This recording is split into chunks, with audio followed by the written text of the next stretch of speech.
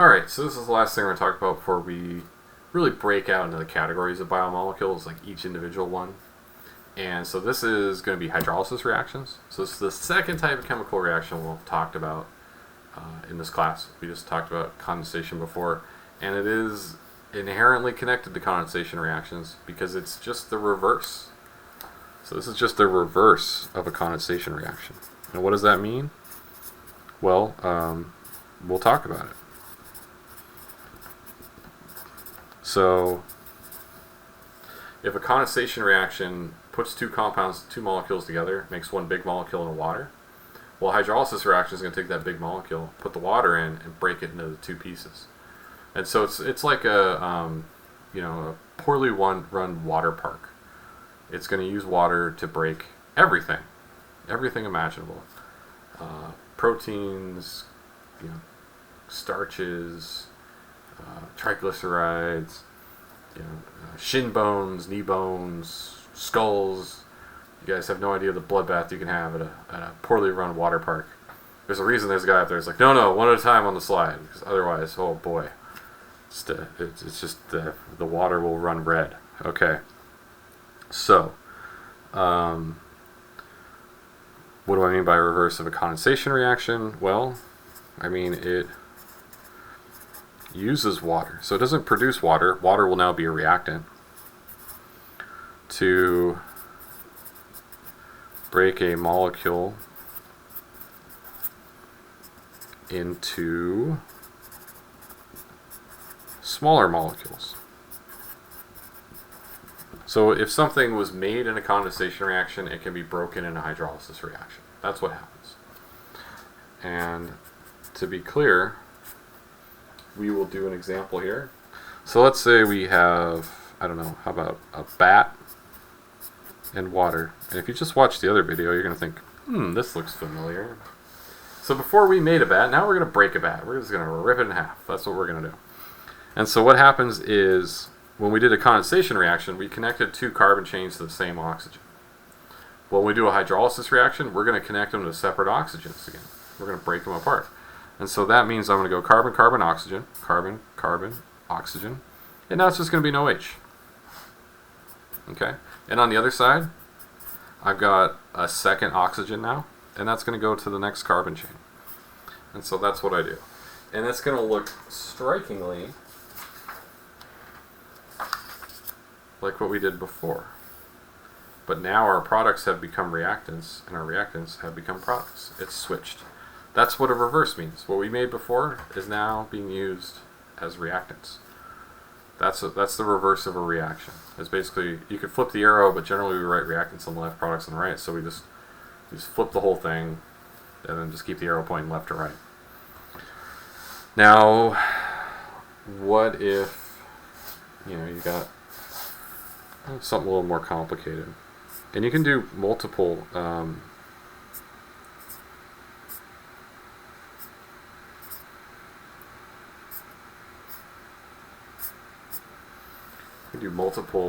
hydrolysis reactions too. So now I'm going to say plus 2 H2O. And that means I'm going to use two waters here. Well, where am I going to break this? Well, what would I make? Well, I'd make these things. So one water is going to go here, and the other is going to go here. And we're going to break it apart. And so I'm just going to do the same trick I did before. I'm going to keep my carbon skeleton over here. It's going to go to that oxygen, just like so.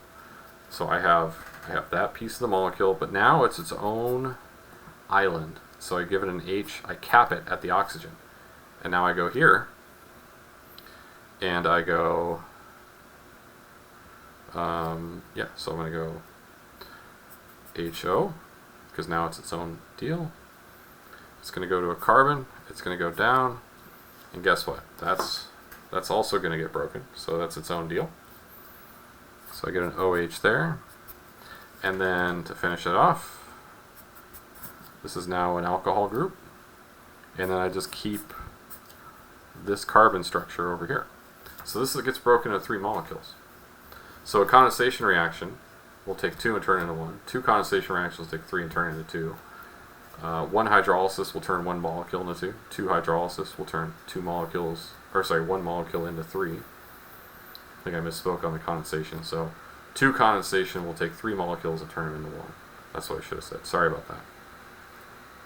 And so it's just the reverse. If you know how to do a condensation reaction, just do it backwards. And you can even do the trick I do with my hand. Just cover it up. You're like, I know I'm going to break right here. So there we go. Now the last trick, besides getting any of the structure stuff down, is like, what if you have nitrogen? Okay. So what if we have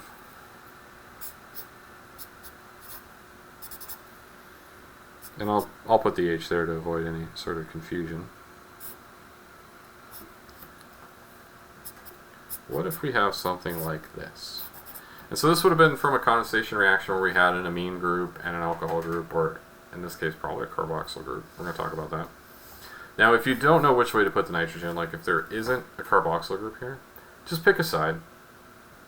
Or not a carboxyl group, I'm sorry, but a double bonded oxygen. It's not a carboxyl group yet, spoiler alert. But if you do see the double bonded oxygen, that means the O is going to go here. That's what you're going to see in nature. It might seem like I'm being cruel throwing that detail at you, but it's going to be really important for amino acids, because this is the type of connection you're going to get with an amino acid. And so what it means is, I'm not going to go with an N here. I've got to remember to put the O. So it's going to, the O has to go on one of these sides, left or right, and it's going to go, it's either 50-50, or if you see a double bonded oxygen, it's going to go to that side. And so what we get is a carboxyl group here. Alright?